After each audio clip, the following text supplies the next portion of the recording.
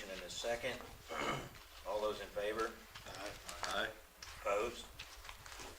Next is the minutes from the January 2nd meeting. Move to approve as presented. Second. Have a motion and a second to approve the minutes from January 2nd meeting. All those in favor? Aye. Opposed? Mayor? Glad to see you. Good to see you. Thank you. Other thing, the injury, property damage, didn't look like we had any incidents reported this period. I guess we do have the totals for the year, 23 to 24. Certainly property damage was down. So with that, we can move into reports. Travis, good morning. Morning. I do have a couple action items for you guys this morning. The first one was the acid disposal, which was a budgeted item. We opened bids earlier this week, and we only received one. As you can see in the memo, it is way over budget.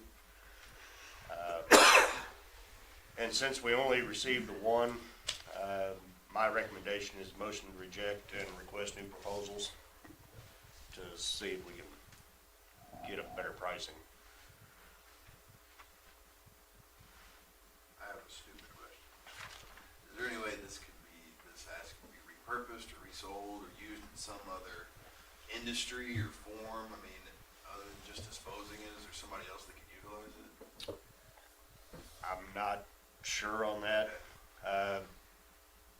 I probably wouldn't want to give it, even if we gave it to somebody, since it's been sitting for that many years, I wouldn't want to do anything with It it. might be worth looking into, but yeah. I mean, it's not gonna hurt to check, I don't think. Especially for the cost that's involved. Another thought I had, is there anything we can do to neutralize it? You can use No lime chemicals. to neutralize it, but with that many gallons, it's gonna be a very big chore that we can't handle. Okay. And then the only thing, it'll neutralize the acid part, but then the fluoride ion in it, it doesn't go away. So I don't know, and I think that's the part that costs so much. And is it on that tier 1 hazardous chemical list? I thought it was. I'm not sure I on mean, that. Yeah, we may reach out to Josh Youngblood at MPUA and see if he can, give us a little feedback and some ideas. And I'll probably reach out to contact the DNR with their emergency response and everything, see if they have some contacts. And I did some searching yesterday for some more and everything. Trying to think outside the box. Yeah. I'd make a motion to reject and request new proposals. Second. Have a motion and a second to reject and request new proposals. All those in favor? Aye. Opposed? Thank you. The next one is the LED lighting upgrade, which that was a budgeted item also. Basically, it's to do all the lighting upgrades to the old original building, which basically all the older buildings. We did do some upgrades just in the offices and things like that, but this will do everything else that's left. So a recommendation, purchase all materials and use in-house labor for installation. And I just want to ask, do we have any other lighting projects on this year's I budget? think this is the last one. They got Okay. theirs done, didn't they? So Okay. this would probably finish this up. Okay.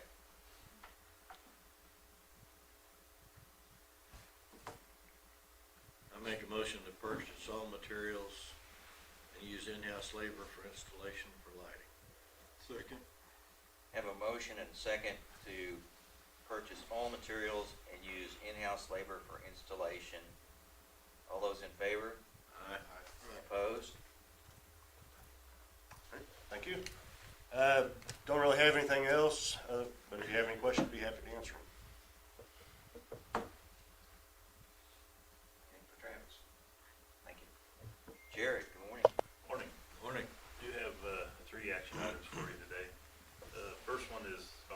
NESHAP rice testing for units 7, 8, and 9. It's a budgeted item. Testing is required every 3 years for DNR and the EPA. It is required on all internal combustion generation units. Testing has been overseen by BHMG.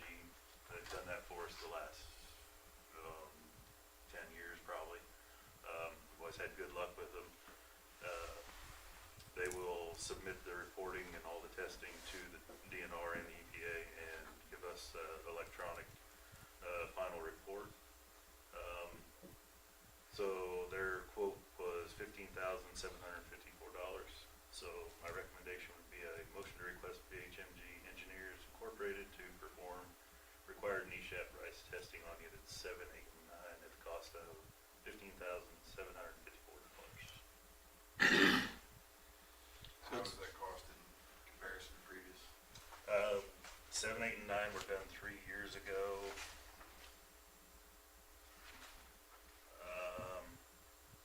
It was $14,500 3 years ago. We did those units. That's not bad. Just went up a little bit over $1,000 for a little bit over budget, but I think we probably just need to adjust our budget. Yeah. Allow for that increase. And by having these NESHAP rice compliant, we get capacity credits on it. No, I think this is a have to do. Yeah.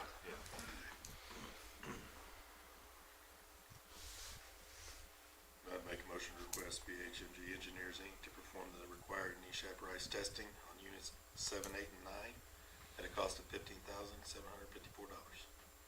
Second.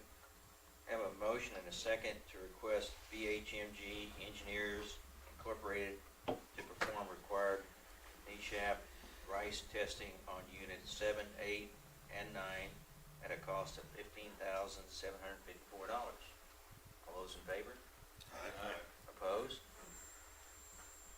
Thank you. The next one is for our Part 70 operating permit.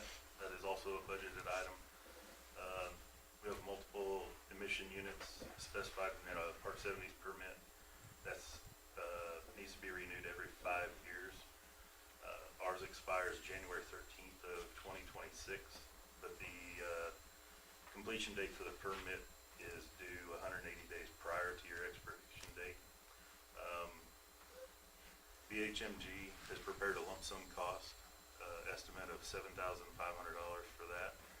For the preparation of the Part 70 permit renewal application, any follow-up activities such as responding to the permit writer during the permit review phase, review of draft permit, discussion with legal if necessary regarding permit conditions, etc., would be charged separately on a time and materials basis.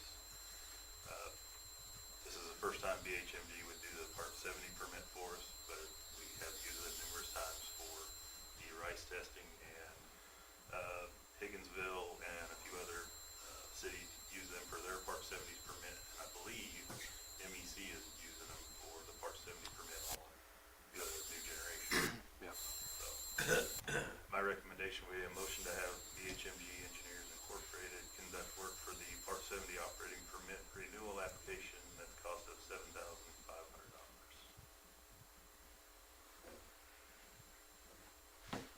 Would they do this while they're doing, the other part for 7, 8, and 9, or? Well, I it's- realize it's a separate deal, but I meant, They'll do them both at the same time, yeah. It'll run concurrently. I believe our 7, 8, and 9, I don't have a date scheduled for them, but we are, our permit is up for those, I think, in June, so we'll do that sometime before June. Who did it previously? TRC, Did they quote? they did not.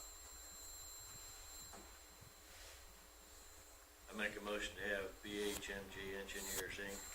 conduct work for the Part 70 operating permit renewal application at a cost of $7,500. Have a motion and a second to have BHMG Engineers Incorporated conduct work for the Part 70 operating permit renewal application at the cost of $7,500. All those in favor? Aye. Opposed? Thank you. And the last one is also also was a budget item. It's, for the purchase of a new auto tie baler with a 60/40 grant received from Solid Waste District Region F. Bids for a new auto tie baler were open December 31st, 2024. We received 6 bids from 5 vendors. The 2 lowest bids did not meet spec. I have the Black River Trading. I spoke to a city in Arkansas that has 2 of these exact same balers. They're very happy with them.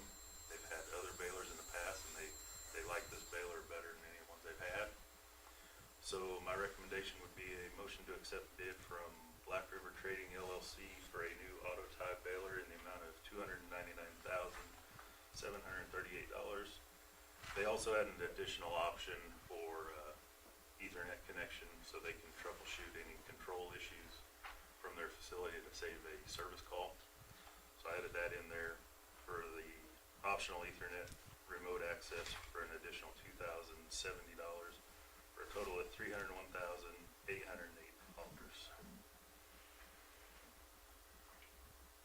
We do a dual baler. I'm not decided that yet. We might put it on Purple Wave. It's in really bad shape. So It was in bad shape when we got it. it's a question whether we just scrap it or we try and put it on Purple Wave. I think are our 2 options. Is floor space, is the footprint of this one, It's a little Similar. different, but it's similar. okay, But it'll fit, and I think it'll work better for us, really.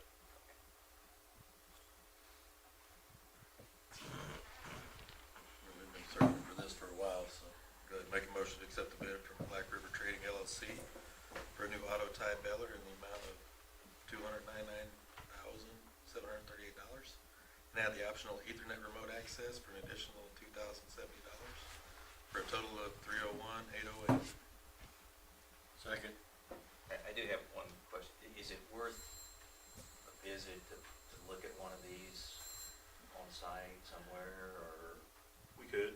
I don't know if that's, We could. if you think that'd be an advantage, I- or, The gentleman I spoke to in Silent Springs, Arkansas, told me that he had been in the recycle business for a long time, and they'd had American balers, they'd had Excel balers, and these Marin balers he was very happy with.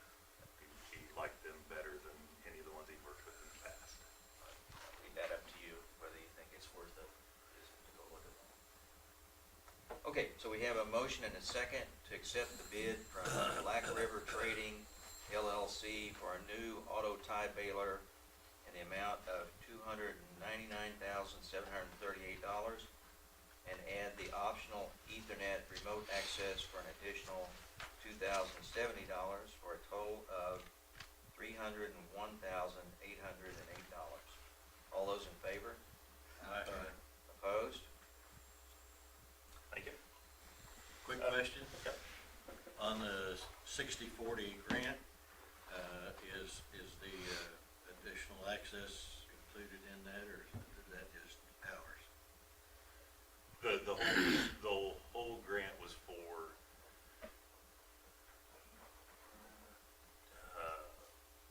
it was just under 300,000, 260% of that total would be ours. Okay. Were you talking about the Ethernet option that you had? Yeah. I think we could include that in there. We'll see where it goes, but I think that grant covers everything you need for that Yeah. piece of equipment. To a dollar. To a dollar. Okay. I can't remember what quite it was, but it was just under 3, I think. It's been a while. Yeah. Yeah, it was right around, we're pretty much in the ballpark. Yeah, well, I was just curious. Yeah. And don't, we pay the whole thing up front. We do, yeah, and And then after after- check back for the. Sure, yeah, I understand. I did have an update call with Ethos, Wednesday, that went very well. They sent me some pictures of the rotor that is just about finished. It's on our skid, and, they are saying they are gonna meet the, shipping date and hopefully get the guys out here to start assembling it around that same time. So everything's going good there. That's all I got, unless you got any questions. Anything for Jared? All right, thank you. Jim, good morning. We did open bids Tuesday for the next section of conduit contractor. This is about 130 miles or so. You see on the bid tabs, we had a couple that were right there at the same spot on the low end, so. In fact, for contract 2, I think they were the exact same. For the first contract, the one had some extra adders for rock bores and some other stuff. He was actually cheaper for the base bid, but by the time he had a couple hundred feet of rock bores and whatever else, he'd be higher, so I recommend Coleman for that one, and Coleman for the second one were the same, and then he was cheap, the other guy was cheaper on the last two, so. A recommendation for Coleman for the first 2 contracts and TNT Construction for the last 2 contracts. This gets us basically everything that's left east of town. There's still about 90 miles left west of town for next year. And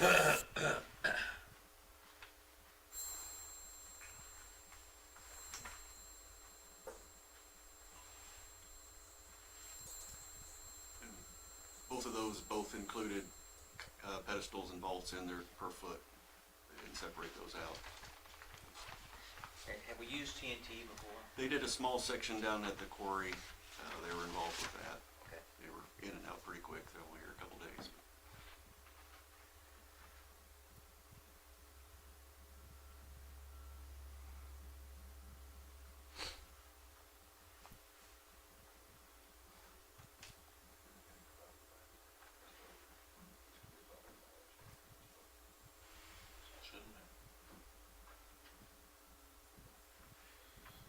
Need to keep going. I'll make a motion to accept the bid from Coleman Plumbing in Marshall, Missouri for contract number 2501 for $464,600 and contract number 2502 for $310,200. And accept the bid from TNT Underground Construction, Bell, Missouri for contract number 2503 for $369,600 and contract number 2504 for $305,800. Did you reread that? I'll second. Okay. Did you read it for me? So we have a motion and a second to accept the bid from Coleman Plumbing, Marshall, Missouri, for contract number 2501, $464,600, and contract number 2502, $310,200, and accept the bid from TNT Underground Construction, Bell, Missouri, for contract number 2503, $369,600, and contract number 2504, $305,800. All those in favor? Aye. Opposed? And 1 abstain. Thank you. Basically Coleman doing the southeast and TNT doing the northeast. Other than that, been working on a Bluebird upgrade, capacity upgrade. We're just about finished with that. They're bumping up our bandwidth at this no increase in cost. We did send off our control box for the fiber blowing machine to get repaired. That about seems like every 18 months we have to do that. And had another mouse chew in the frozen tundra, so spent a cold day out there fixing that. But other than that, just odds and ends, maintenance items, waiting for the ground to expose and thaw and get some burying done.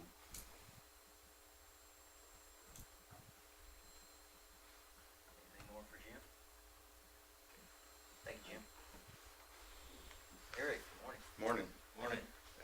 Just update, we did get the concrete cut out of the UV building. I wanted to give Grant's crew a shout out for the work they did on that project. It was a little bit of a tricky project. took a special saw to, get those cuts for the location they were in and how flush they needed to be. On that first page that you guys have there, that was the wall that held the old gates. That's where they started. And the last page is how it turned out. I think it turned out real nice. Then on the second page, that at the end there, that's the weir that they took out. There's a big deep pit there at the end, so it was a little tricky as well. So that's all ready. And next week, Wednesday or Thursday, Ray Lindsay should be here to pour concrete. Well, you guys did a good job on that grant. That looks really, That does look really good. tough. Work, yeah. Saw worked amazing. It was, Yeah, that looks really good. Is that the new song? we rented one from Columbia. Chainsaw looking thing? No, it's a cut-off saw. It was double bladed and electric, because we were in the building, we had air quality restraints.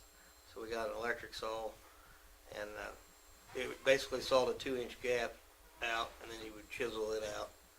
But it would flush cut against the wall. It was, the saw was the make or break.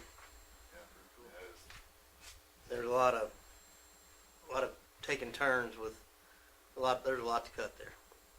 Thanks for helping.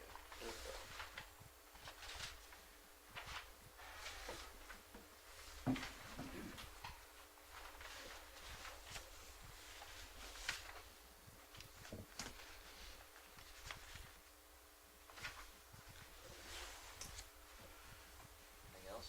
Other than that, Okay. Anything more for Eric? UV project on track? yep. Like I said, they're supposed to be here Wednesday or Thursday next week to do the concrete work. And once that's done, I think it's just waiting on equipment to get in. Everything else, I think, Pat's guys have got most all the electrical thing to run right now, so cool. Yeah, we're right on track. Grant? Morning. Morning, John. I don't have a lot to add to what's in the packet. Other than the operating valves did kind of take a hit. We kind of slowed down there with the weather and all. We don't get out in the streets with snow covered, for safety reasons. And Wait till we have to. other than that, I'd be happy to answer any questions. And we'll wait for your annual report toward the end. Yeah, I won't forget it this time. All right, thank you. Doug? Morning, gentlemen. Morning. Just one update on the Miami One transformer tap changer repair. I did get a crew in this week.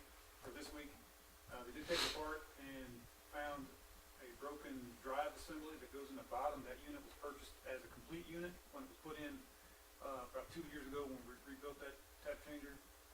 Evidently had a workmanship issue with it. A weld broke on one of the larger sprockets that drive this unit.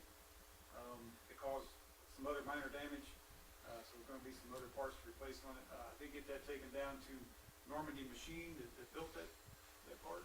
They're going to get that fixed for free. Hopefully, I'm pushing for next week to try to get that put back in, or at least finish with the repairs, and then I'll have to schedule for the crew to come back and install it and put it back together.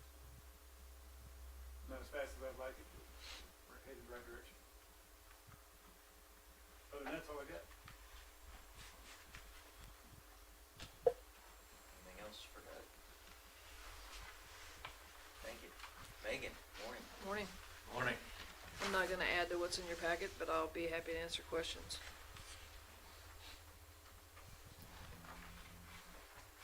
One thing under the wage review, I was just wondering, do we also look at, locally, industries here, in the community other than? Yes, Yeah, and you'll okay. see some of that breakout in the final report that you receive. Not just municipalities, or Right. also community, okay.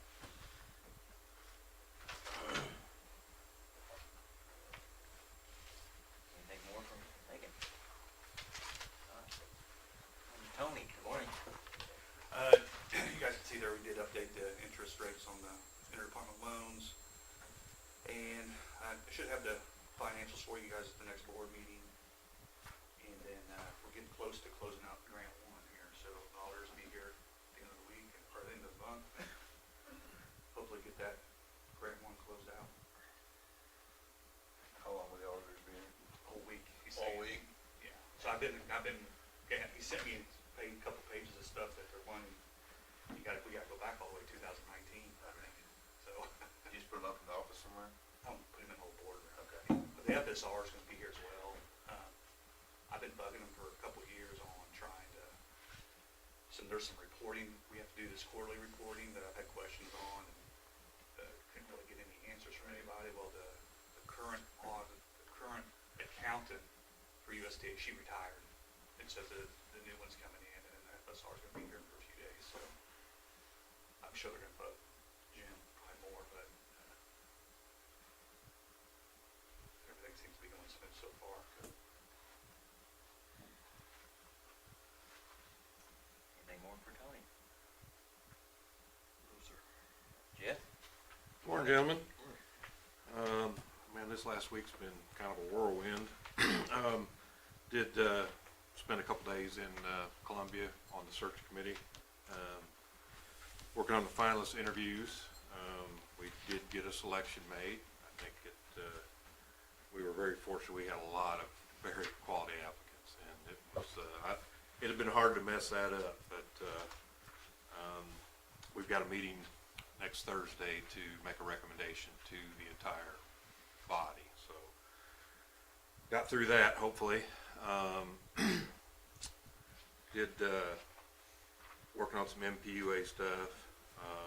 Did have some discussion down there. MOPEP meeting Wednesday. They did approve a resolution for the Marshall Energy Center for construction and all that. Originally, I think the first phase was going to be a MOPEP resource, and the second phase was going to be SWIMPEP and MPEP. So that facility is going to serve all three pools. After some discussion, I think what we're going to do is divide up or allocate between the machines a percentage of each pool. That way, if one machine goes down, you know, say if you had 100% of this machine and it went down, well, that spreads out the risk among a few more people. I think it also aligns a little bit better with capacity needs. Those two are going to need capacity before we do. And then, so if we get, in the second units have a lower installation cost. So it's going to, I think it's going to give us, it's going to kind of spread all the benefits around everybody and also help reduce risks. So that's really a big, John Grotzinger, he just retired Friday, was his last day. He was a big proponent of not too much on one, basically not having all your eggs in one basket. And this is kind of following that approach. So, And those other pools calling you to run then? no, we're all dispatched by, and these will be dispatched by SPP. So, and the pool could dispatch them too for economic reasons, but more than likely, the market's going to pick them up first. So they're dispatched, and what this will do, really, this is capacity. This is providing the capacity. Even if they don't run, you have to have that capacity on the books. The winter resource adequacy requirement is going to go from what was 112% to, I think, 2028, 136%. So they started work on an integrated resource plan. In the summer, we're pretty good. And so it's kind of backwards. You know, summertime capacity was all about the summer. Well, now we're going to be short is in the winter, and that's where this capacity is going to come in. It's going to help all the pools meet their winter capacity ratings. And then the energy side of it's just, you know, when it gets called on, that revenues goes against whatever that capital is. They usually use that to apply to the capital payments. So any revenue that's made. But, that's moving along down there pretty good. Been working with the city a little bit. I met with JD and Elizabeth last week and on some of the street closures over there. They've got that done. I've got that to MEC surveyor, and so that should be getting pretty close too. But things are moving forward, and looking forward to having that. Not a whole lot else to report. there is the underground facilities in here. I'll help Chuck out a little bit. Annual report, a lot of good stuff in there, so, be sure to read through it. Girl Grant, whenever you like. So was an offer made for the new president? Or are you making They're a working on that recommendation? now, so they're working on it, we made a recommendation. Okay. Scott emailed us, you know, he didn't wanna notify us, we had 3 candidates, he didn't wanna notify the second 2 until, but he started that process, so I think he feels pretty good about the negotiations and where they're headed. Okay. They're gonna send out the search committee's gonna have a chance to review a draft of that before, we finish it up and take it to the full body. I think it's gonna work out pretty good. I'm pretty happy with it. Yeah, we got a lot of good, I think that says a lot about that organization. It's, a lot of good applicants. Anything more for Jeff? Okay, move on to this annual report. And I appreciate these reports. I had a chance to review them. They helped educate me a lot. One thing kind of did occur to me, and I was reading about the private mains. So I guess we have a policy, if we find a private main, that since the owner pays for materials and obtains the required easement, and then MMU supplies the design, labor, and equipment for the project. On some issues, if we're installing a private main, Well, no, on page 14, it talks about, I guess if we find a private main, Yeah, and I guess that's the way we do it. well, but you've gotta get all the property owners on the same Right. page. And I think that's where we've run into problems in the past. So where I'm going, so if we have that kind of policy, what about a septic system? What if we find a homeowner that has a septic system? Do we have any policy for that? so that is not our jurisdiction, that would be under the building inspector. The thing on a septic system is if you're within 100 feet of a sewer main, and even if you're not hooked to it, you get the minimum. You what? You're charged the minimum if you're within 100 You're feet. charged, you paid it, okay. And there's a few. But I guess I'm just thinking if someone has a septic system and they want to connect to the sewer, do we have any policy to help them? Yeah, it'd just be like a new connection. Yeah, it's just an impact fee. Impact fee, Based on the size Okay. of the size of their water service is the impact fee based. Because I think we want to get rid of septic systems. No, I'd agree, and Get them onto our, I think that Eastwood sewer was the last one they worked on, right there by Eastwood School, there's a private sewer in there, yep. and, I think there was some work done with that group of customers that's on that private sewer, and I think there was a plan put forward, but not everybody agreed to it, so it just kinda died.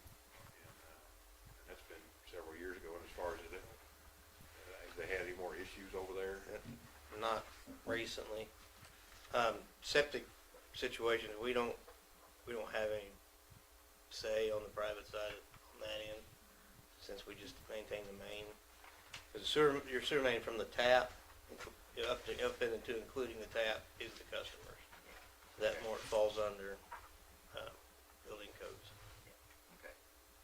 Yeah, I understand that. I was just as I read through that about the private mains, I thought to myself, well, if somebody's got a septic system, would we, is there anything? And in my experience, the septic systems, the very few that are in town, they don't want to hook. They want it left alone. As long as it works. Well, I think one of them, we don't even know where it's at. Yeah. Yeah. We know it's going somewhere, you guys died and everything, we can't. Okay. So within 100 feet, is that what you said? If Yeah, they that- were within there's 100 feet of It's in our policy. 150. Maybe it's 150 150 feet. feet. Okay. All right. Okay. Is there any way to repurpose or do anything with Reservoir Two where you could? Ken had mentioned that in the past. I would think we would have to get a qualified inspector to come in and inspect the strength of the structure the way it is. I do know that the roof is showing rebar and such. So, it'd have to have it structurally inspected, I would assume, before. What do you do for anything else? Higginville's got one they repurposed up there that's pretty neat. They used, I think Luke Staley and Brain did that work for them, but I was in it when we went up there on the generation roundtable. The roof condition of it's a lot better than this one. My guess, if you repurposed it, you would almost have to treat it like the cooling tower, cut the roof off and then put a metal roof or something over it. It'd be something we could look at, but they kept equipment. It was just another truck shop for them. They had, yeah, it was kind of neat. You drove in the bottom and concrete structure, and they just cut a hole in the side of the wall, put a door, wired it up for lighting, and they had a nice little concrete bunker. But they had mowers and trucks and. And that particular reservoir's got, of course, if you remove the roof, you could do away with a lot, but there's pillars, like I can't remember if it's 15 or 20 feet. So. Yeah. Clean those off. Yeah.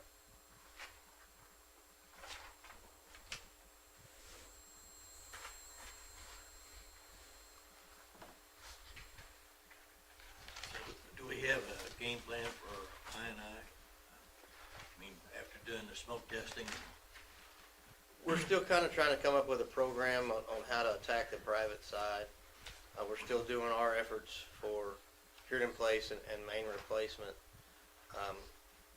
Kind of working with Burns and McDonald. Public awareness is all we've got so far, and the feedback was mixed from the public. We really haven't nailed down a really good plan to move forward with that. We did find some issues on our side that we're addressing. I think we got unfortunate. We found some storm drains that had smoke coming out of them, and we got unfortunate with it. Got kind of wet there right after that test when we went back to try to pinpoint the problem. So we didn't have a lot of luck. So we're hoping that, well, I hate, don't scold me for this, but if it dries up enough to where the smoke testing is more effective this summer, we're going to go back and make sure that our areas are covered. But we're still kind of trying to searching for a plan on the private side of how to attack that. And I think municipalities around the state are having the same issue on the private side. They don't really know a good plan of attack to try to help everybody out, whether it be financially, maybe an added incentive to remove your foundation drains or gutter drains, and there's not a real good footprint or path, forward. No one's really discovered any good path to move forward. On page 11, this is on the water side, down there at the bottom, the Missouri Department of Natural Resources. I guess they're required to inventory both the utility side and private side by October the 16th, 2024. And it says we have completed inventory on the utility side and have identified or mailed literature. So does that satisfy their requirement, or are we not inventoried the private side? Yes, so that it does satisfy the requirement. Our side is completely converted, everything that's known. So they understand that you're waiting on the public. So this is a revolving worksheet. So whoever responded, what was it, 1,400? Those people won't get letters because they're responded. Then they have that information. So anybody that hasn't responded will get a letter every year to get them to try to respond. And they have kind of moved some targets there. Formerly, you had to have a picture that followed your inspection. Now you don't. And so yes, we are in compliance. They understand that it's going to be an open worksheet for a lot of years to get everybody. I guess the private side, we did identify, or we did find some lead services. There were some people identified on their side. Okay. All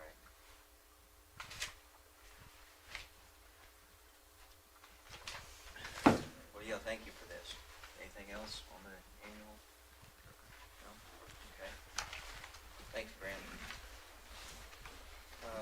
Next, cash disbursements. Big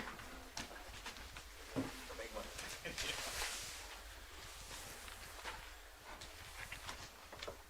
Is that payment for the hometown grid, is that the only? I mean, is That's the capital. That's everything? Then we'll have a $902 monthly. Okay.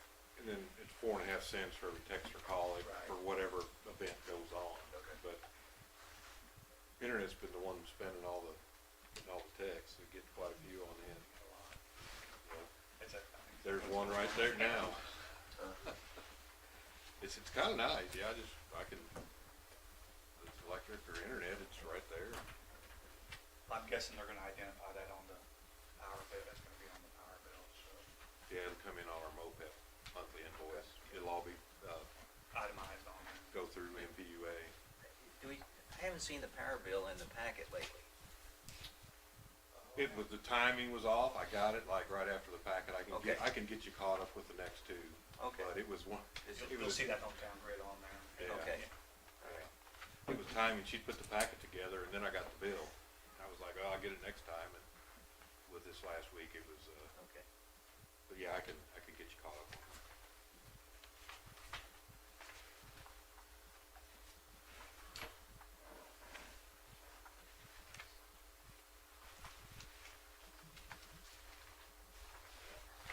I don't think it's not a huge amount in there, but that, accurate superior scale, that's what we've submitted in the insurance for that lightning strike over there. Scale. So, yeah. And I guess still on Unit 6, the insurance, they're still kind of waiting. They're still just kinda waiting Okay. for final invoices. Yeah. You go send you a Christmas card or anything? I didn't get Didn't one. get anything from them. Maybe next year. Yeah. Make a motion to pay the bills? Second. I have a motion and second to approve the cash disbursements. All those in favor? Aye. Opposed? Any other business? Okay, our next meeting is Thursday, January the 30th. Everybody good? Okay. Okay. All righty. Motion to adjourn? Second. Have a motion and a second to adjourn. All those in